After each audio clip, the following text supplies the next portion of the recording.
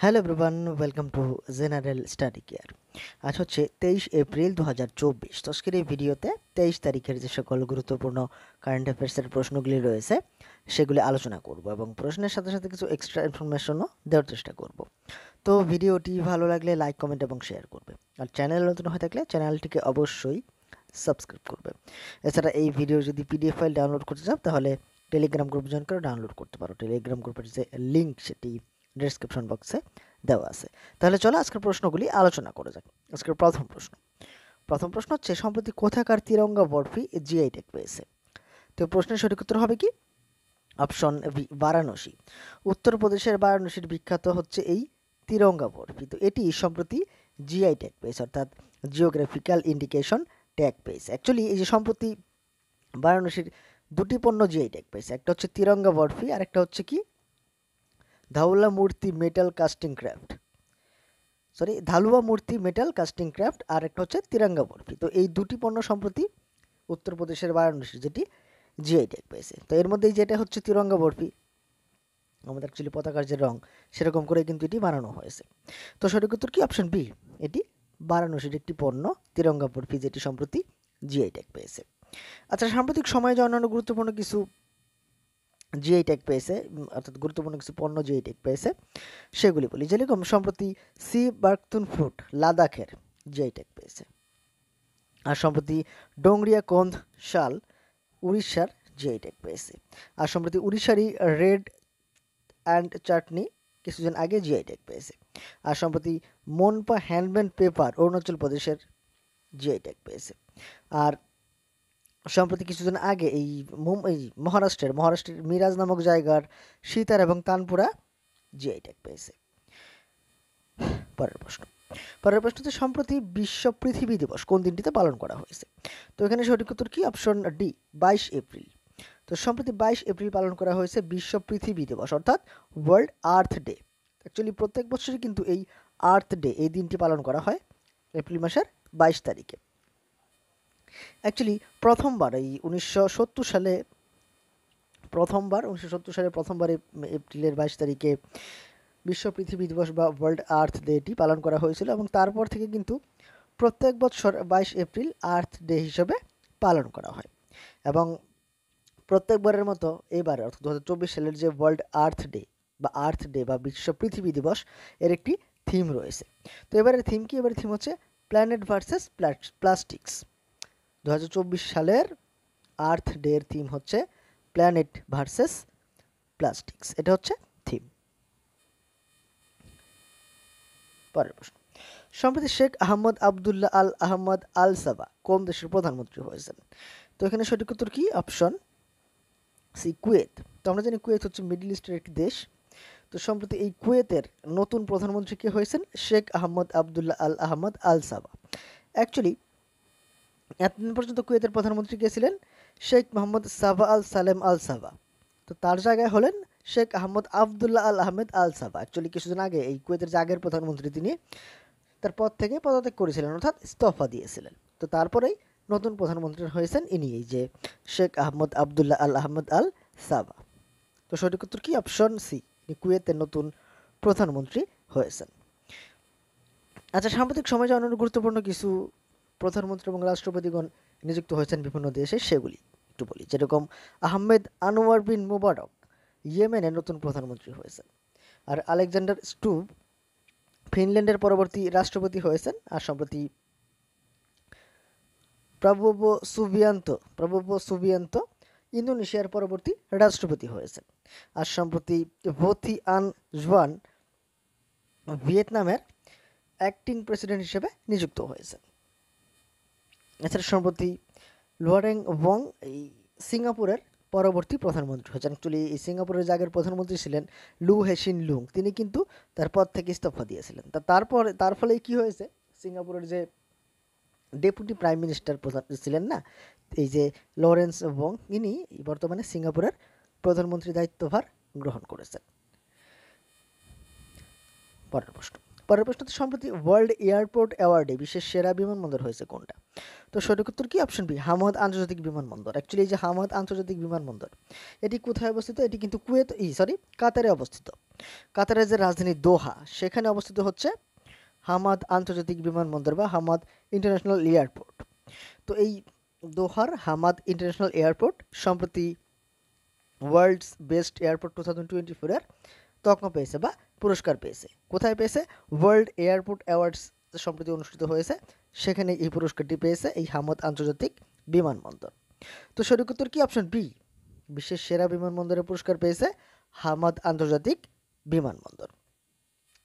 আচ্ছা, সাম্প্রতিক সময়ে যে অন্যান্য গুরুত্বপূর্ণ কিছু অ্যাওয়ার্ড প্রদান করা হয়েছে সেগুলি বলি। যেরকম সম্প্রতি গেল ইন্ডিয়া লিমিটেড 15তম সিআইডিসি বিশ্বকর্মা অ্যাওয়ার্ড জয়লাভ করেছে। আর সম্প্রতি গ্ল্যামার অ্যান্ড লাইফস্টাইল অ্যাওয়ার্ড 2024 জয়লাভ করেছেন ডক্টর নিকেশ তারাচাঁদ জৈন। এছাড়া সম্প্রতি এই আমাদের ভারতের যে মহাকাশ গবেষণা সংস্থা রয়েছে ইসরো, তো ইসরোর যে টিম রয়েছে না, তারা 2024 জন এল জ্যাক সুইগার জুনিয়র অ্যাওয়ার্ড জয়লাভ করেছে চন্দ্রযান-3 মিশনের জন্য। আর সম্প্রতি মমতাজি সাগর বিশ্ব সাহিত্য পুরস্কার জয়লাভ করেছেন। আর সম্প্রতি লোকেশ মুনি আমেরিকার প্রেসিডেন্টের পক্ষ থেকে গোল্ড ভলেন্টিয়ার সার্ভিস অ্যাওয়ার্ড জয়লাভ করেছেন। আর সম্প্রতি লতা মঙ্গেশকর অ্যাওয়ার্ড জয়লাভ করেছেন অমিতাভ বচ্চন।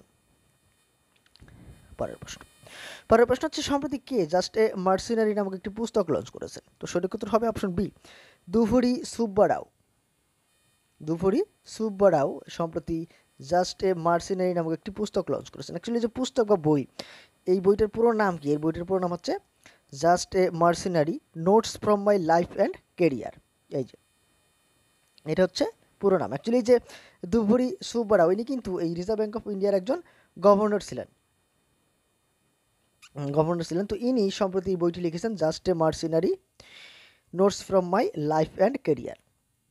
তো অপশন বি, দুভুরি সুব্বারাও। আচ্ছা, সাম্প্রতিক সময়ে যে অন্যান্য গুরুত্বপূর্ণ কিছু বই প্রকাশিত হয়েছে সেগুলি বলি। যেরকম সম্প্রতি বিখ্যাত লেখক Sam Pitroda the idea of democracy নামক বইয়ের উন্মোচন করেছেন, অর্থাৎ লিখেছেন এবং উন্মোচন করেছেন। আর সম্প্রতি law and spirituality reconnecting the bond এই বইটি কি লিখেছেন? এই বইটি লিখেছেন রামন মিত্তল এবং ডক্টর সীমা সিং, এই দুজনে মিলে। আর সম্প্রতি গান্ধী এ লাইফ ইন 3 ক্যাম্পেইন এই বইটি কে লঞ্চ করেছেন এমজে আকবর। আর সম্প্রতি সালমান রুশদি তার বিখ্যাত নাইফ নামক রচনাটি প্রকাশ করেছেন কিছুদিন আগে। পরের প্রশ্ন সম্প্রতি কোন ভারতীয়কে টাইম ম্যাগাজিনের 2024 সালের 100 জন প্রভাবশালী ব্যক্তির তালিকায় সামিল করা হয়েছে? তো সঠিক উত্তর অপশন সি, আলিয়া ভাট। বলিউড অভিনেত্রী আলিয়া ভাটকে সম্প্রতি টাইম ম্যাগাজিনের 2024 সালের 100 জন সবচেয়ে প্রভাবশালী ব্যক্তি তালিকায় সামিল করা হয়েছে। তো সঠিক উত্তর হবে কি? অপশন সি, বলিউড অভিনেত্রী আলিয়া ভাট। অর্থাৎ আলিয়া ভাট এই লিস্ট বা এই সূচিতে সামিল হয়েছেন এই টাইম ম্যাগাজিনের 100 জন সবচেয়ে প্রভাবশালী ব্যক্তির তালিকায়। Option C.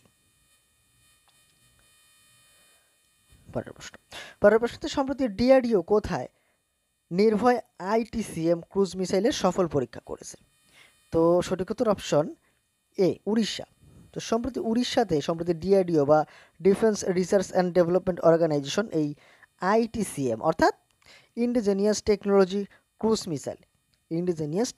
ক্রুজ মিসাইলের সফল পরীক্ষা করেছে। অ্যাকচুয়ালি উড়িষ্যার যে চান্দিপুর রয়েছে না, সেখান থেকে কিন্তু এই ডিআরডিও বা defence research and development organisation এই মিসাইলের সফল পরীক্ষা করলো। তো সঠিক উত্তর অপশন এ, উড়িষ্যা।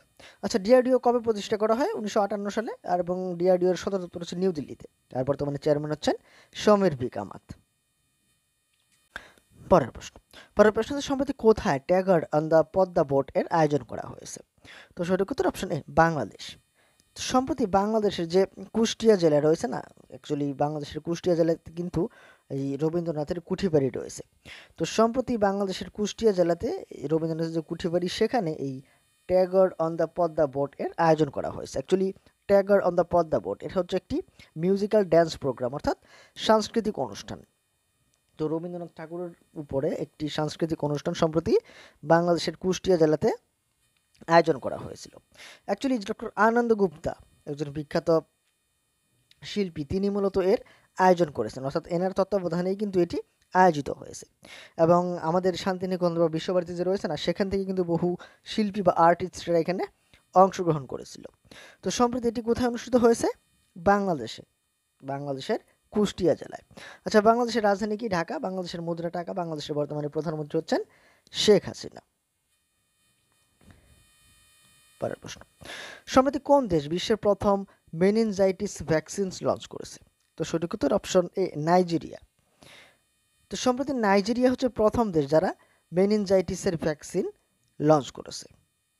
তো প্রশ্নের সঠিক উত্তর কি? অপশন এ, নাইজেরিয়া লঞ্চ করেছে, নাইজেরিয়া।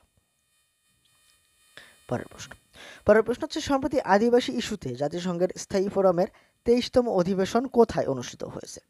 তো প্রশ্নের সঠিক উত্তর অপশন বি, নিউ ইয়র্ক। আমেরিকার নিউ ইয়র্কে আদিবাসী ইস্যুতে জাতিসংঘের স্থায়ী ফোরামের 23তম বৈঠক বা 23তম অধিবেশন অনুষ্ঠিত হয়েছে। অ্যাকচুয়ালি নিউ ইয়র্কে কিন্তু ইউনাইটেড নেশনসের সদর দপ্তর অবস্থিত, তো সেখানে এটি অনুষ্ঠিত হয়েছে, যে the 23rd session of the United Nations permanent forum of indigenous issue. আরেকবার বলে দিই, the 23rd session of the United Nations permanent forum on indigenous issue. তো এটি সম্প্রতি আমেরিকার নিউ ইয়র্কে অনুষ্ঠিত হয়েছে, অপশন বি। এবার গতদিন তোমার যে প্রশ্ন করেছিলাম, প্রশ্ন ছিল সম্প্রতি উত্তরপ্রদেশের কোথায় প্রথম কাচের স্কাইওয়াক ব্রিজ বানানো হয়েছে? তো সঠিক উত্তর অপশন সি, চিত্রকূট। উত্তরপ্রদেশের চিত্রকূটে সম্প্রতি প্রথম কাচের স্কাইওয়াক ব্রিজ বানানো হয়েছে। আর এবার আজকের প্রশ্ন, অর্থাৎ তোমাদের জন্য যে প্রশ্ন থাকবে, প্রশ্ন হচ্ছে সম্প্রতি স্পেস ইন্ডিয়া কাকে তাদের ব্র্যান্ড অ্যাম্বাসেডর হিসেবে নিযুক্ত করেছে? তো অবশ্যই তোমরা এই প্রশ্নটির সঠিক উত্তর কমেন্ট বক্সে করবে। এবার আগের দিনের অর্থাৎ 22 তারিখের যে কারেন্ট অ্যাফেয়ার্সের প্রশ্নগুলি ছিল সেগুলি একটু শর্টকাট রিভিশন করে নিচ্ছি। যেরকম প্রথম প্রশ্ন ছিল, সম্প্রতি প্রকাশিত উইজডেনের শীর্ষ ক্রিকেটার কে হয়েছেন? তো সঠিক উত্তর ছিল প্যাট কামিন্স ও নেট সাইবার। প্যাট কামিন্স অস্ট্রেলিয়ার, নেট সাইবার ইংল্যান্ডের ক্রিকেটার। তারপরের প্রশ্ন ছিল, সম্প্রতি ভারতে জাতীয় সিভিল সার্ভিস দিবস কোন দিনটিতে পালন করা হয়েছে? সঠিক উত্তর 22 এপ্রিল পালন করা হয়েছে। পরের প্রশ্ন ছিল, সম্প্রতি লরেন্স ও কোন দেশের নতুন প্রধানমন্ত্রী হয়েছেন? সঠিক উত্তর ছিল সিঙ্গাপুরের। পরের প্রশ্ন ছিল, সম্প্রতি ভারত কোন দেশে 10,000 টন পেঁয়াজ রপ্তানির অনুমতি দিয়েছে? সঠিক উত্তর ছিল শ্রীলঙ্কাতে। পরের প্রশ্ন ছিল, সম্প্রতি ন্যাশনাল হাউজিং ব্যাংকের ব্যবস্থাপনা পরিচালক হিসেবে কে নিযুক্ত হয়েছেন? সঠিক উত্তর ছিল সঞ্জয় শুক্লা।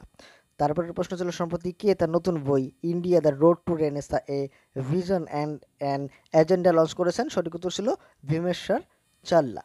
তারপরের প্রশ্ন ছিল, সম্প্রতি কাকে লতা মঙ্গেশকর পুরস্কারে সম্মানিত করা হয়েছে? সঠিক উত্তর ছিল অমিতাভ বচ্চনকে। তারপরের প্রশ্ন ছিল, সম্প্রতি কোন দেশ অস্ত্র মার্ক 2 নামক মিসাইলের সফল পরীক্ষা করেছে? সঠিক উত্তর ছিল ভারত। তারপরের প্রশ্ন ছিল, সম্প্রতি আরবিআই কোন ব্যাংকের অ্যাপ নিষিদ্ধ করেছে?